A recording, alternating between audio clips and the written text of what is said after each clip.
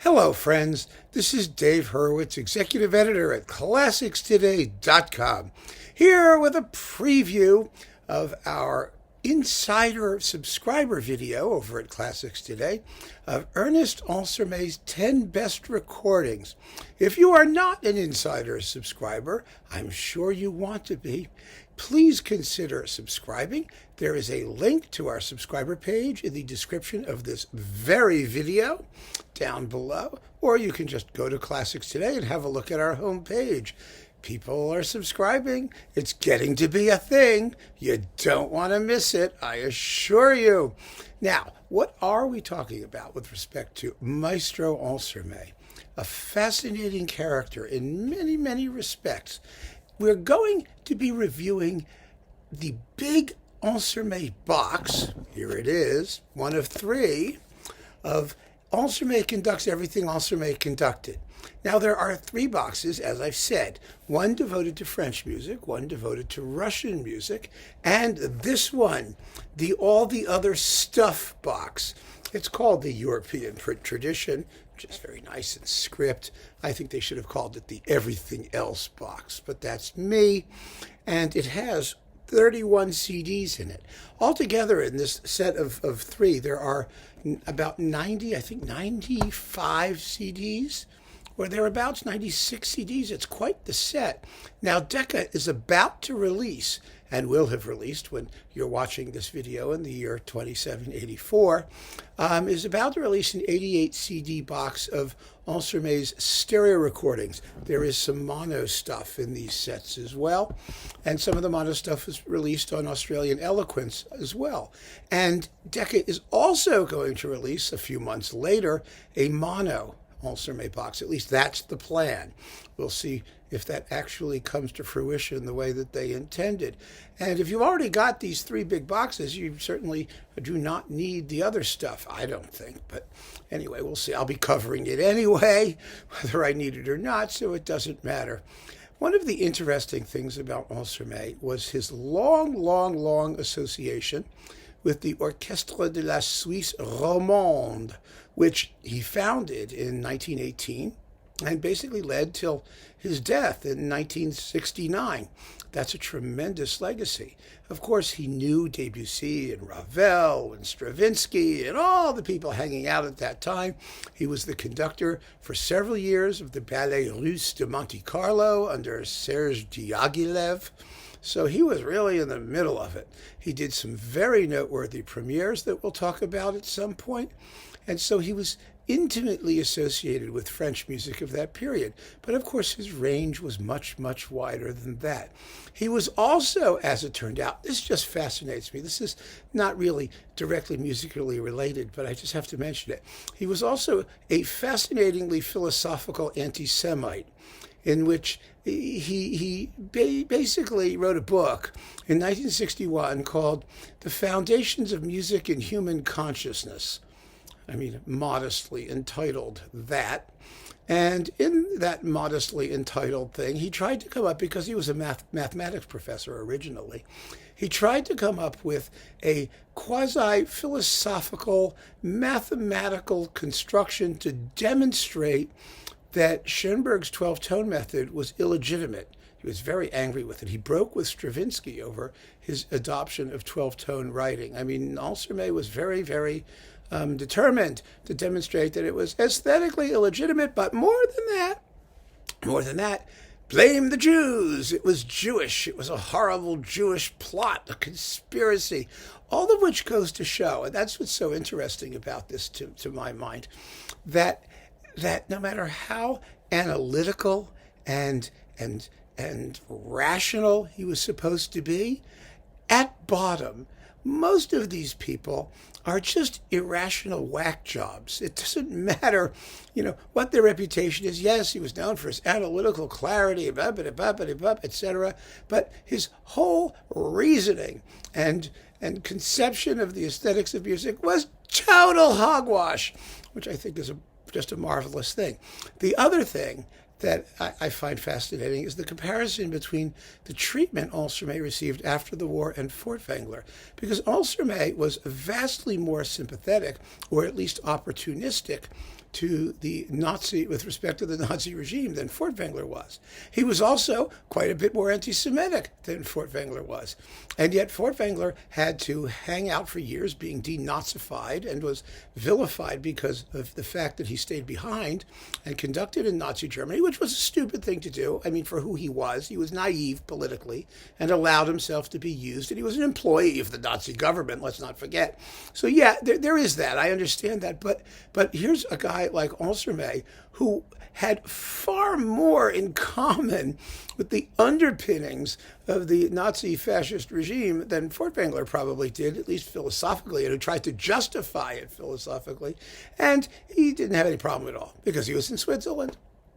And it just goes to show that, the politics of this stuff is not always fair and balanced. It really isn't. Ansermet should have been pilloried every bit as much as Furtwängler has been, if not more so.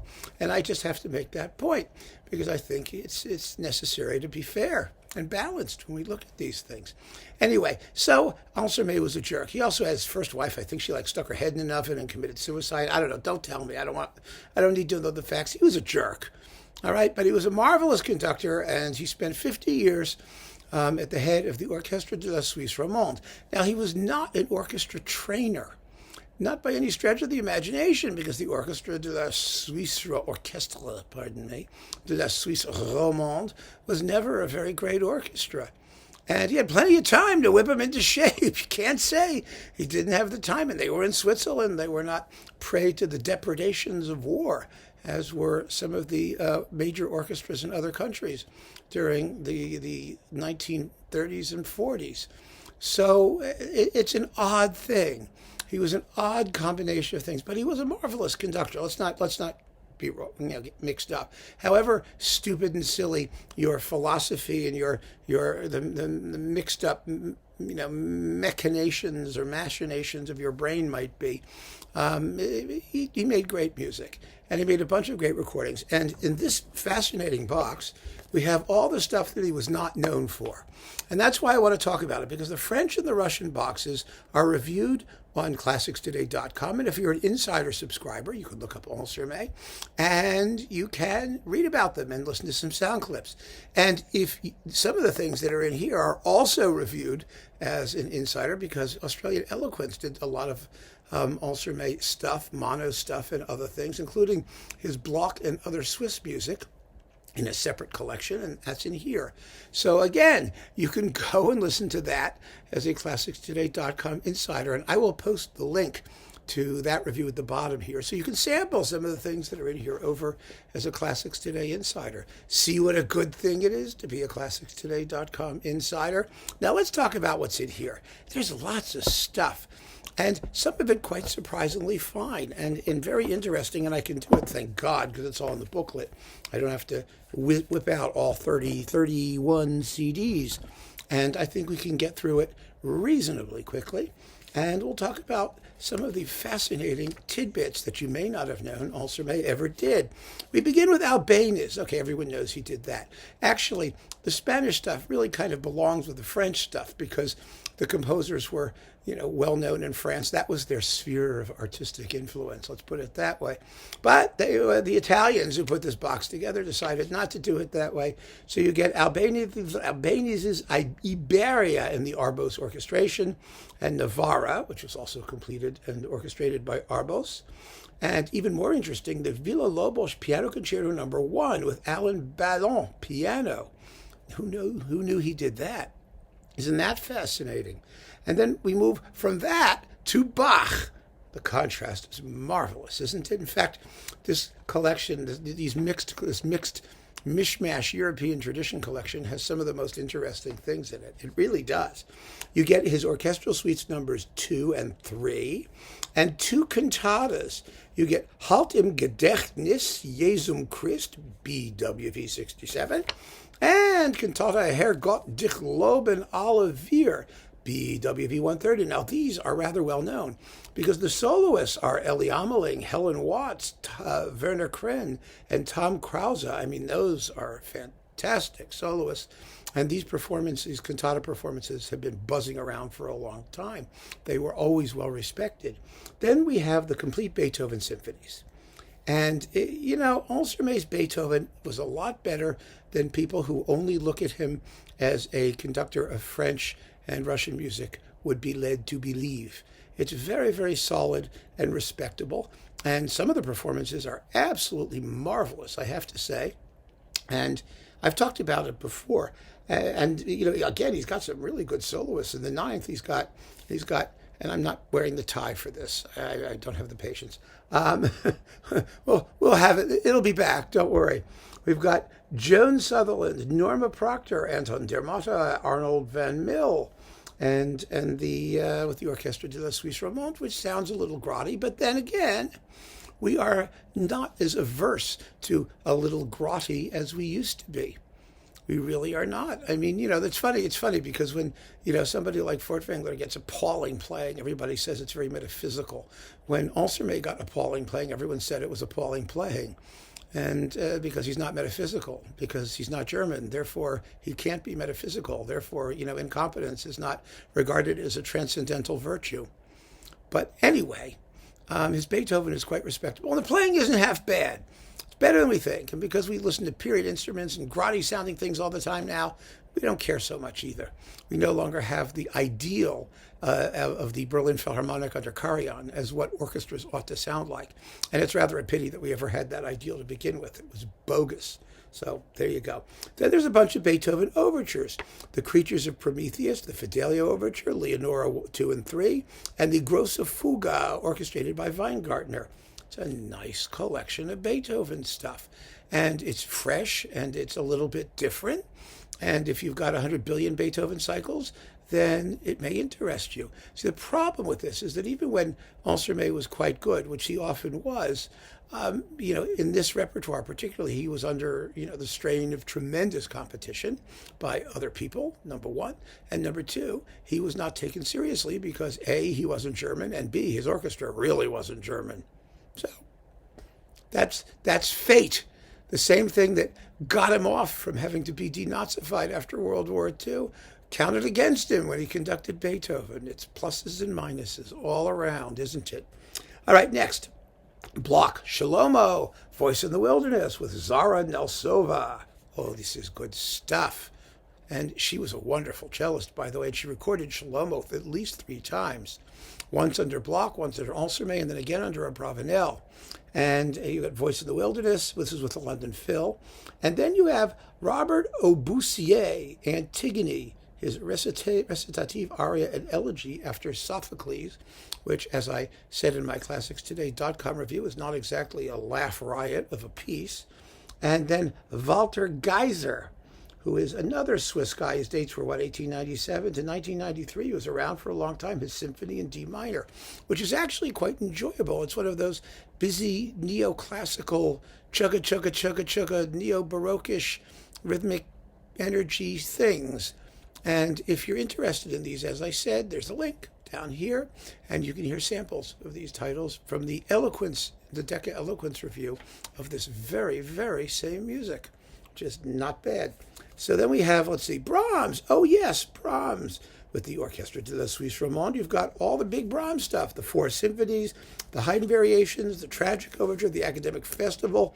You also get Nenia, and you get the Rhapsody for Alto, the Alto Rhapsody with Helen Watts, all of that stuff. And then the German Requiem also, which he did with Agnes Giebel and Hermann Prey, which I talked about, I think, in my massive talk about German Requiem performances, which is really quite good.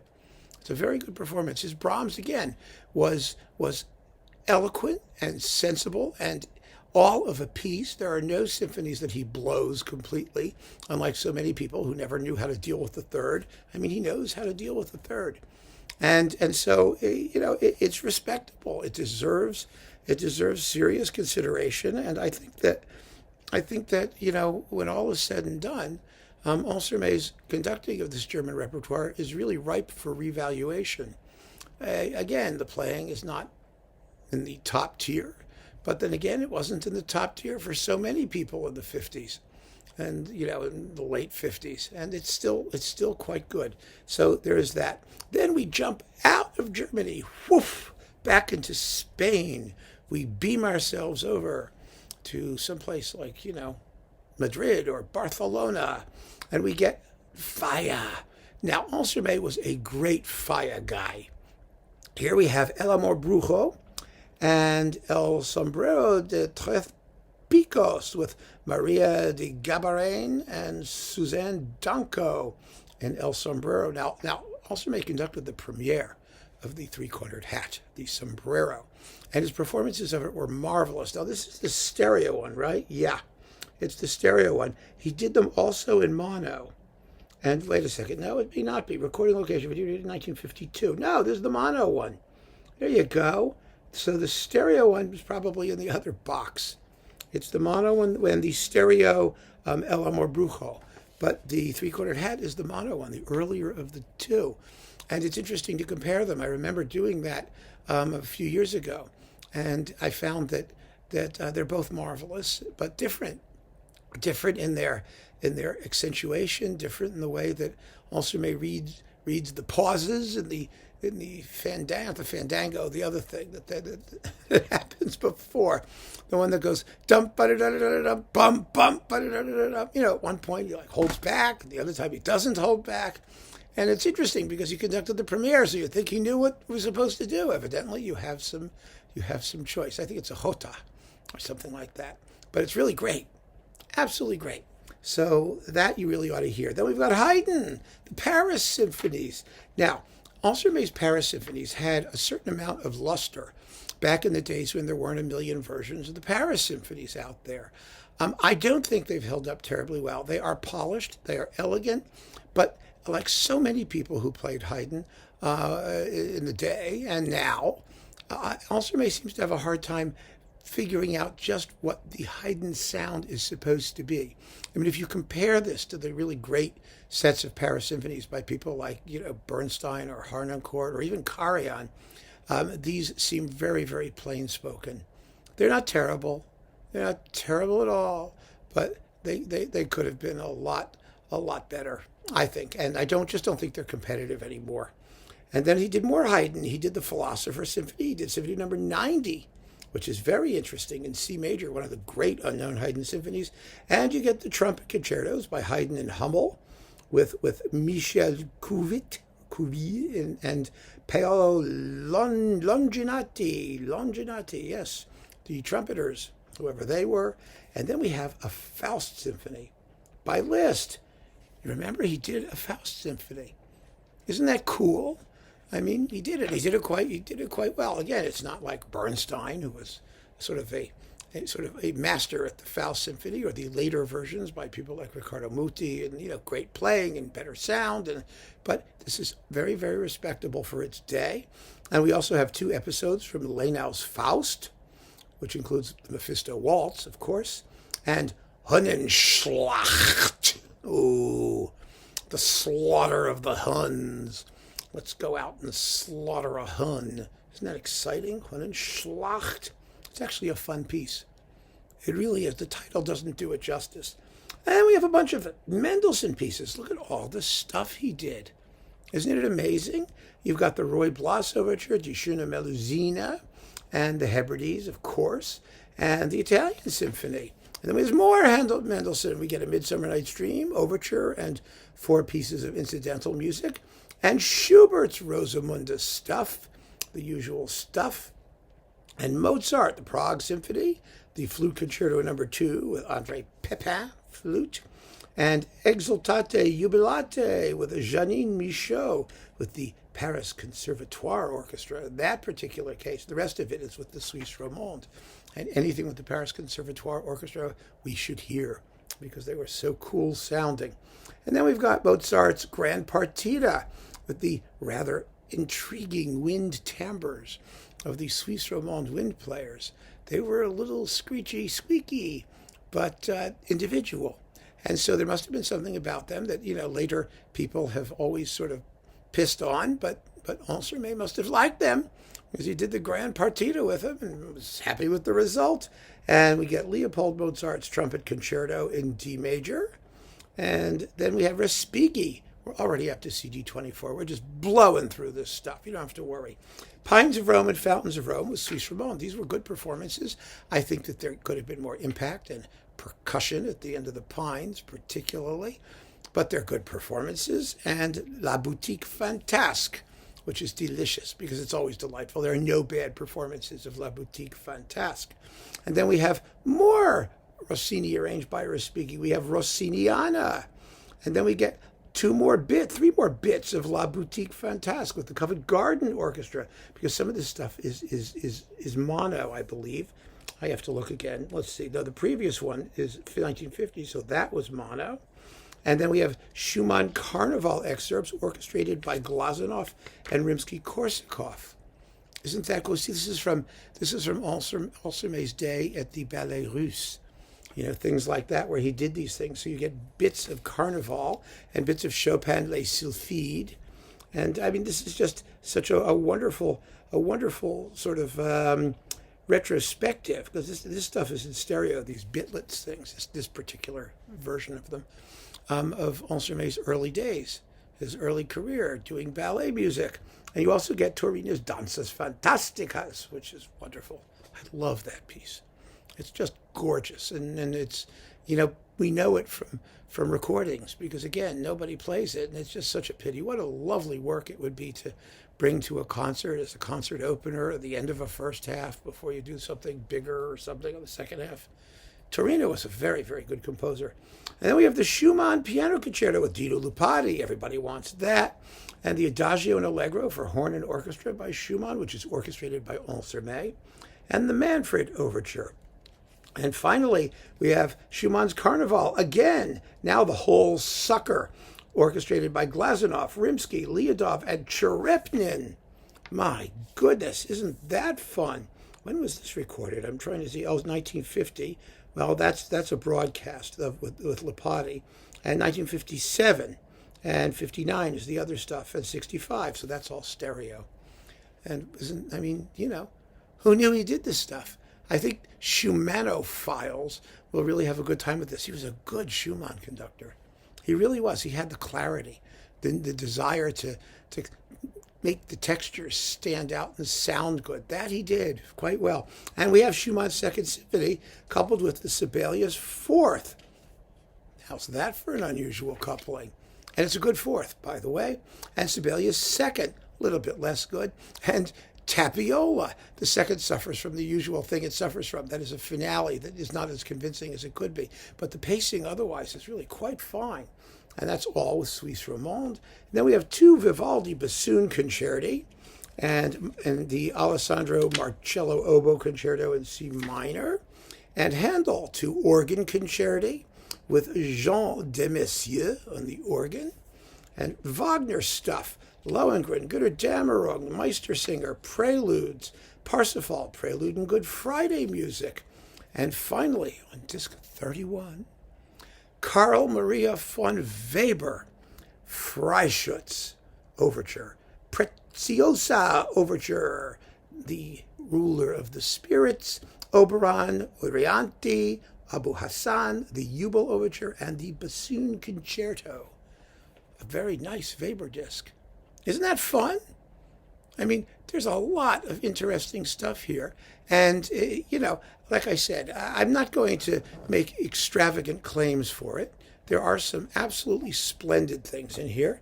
But, you know, most of it is for people who are interested in hearing more of Ernest Ansermet, of what he did and what he achieved, and who particularly feel that he deserves a little bit more credit beyond the repertoire for which he's best known today.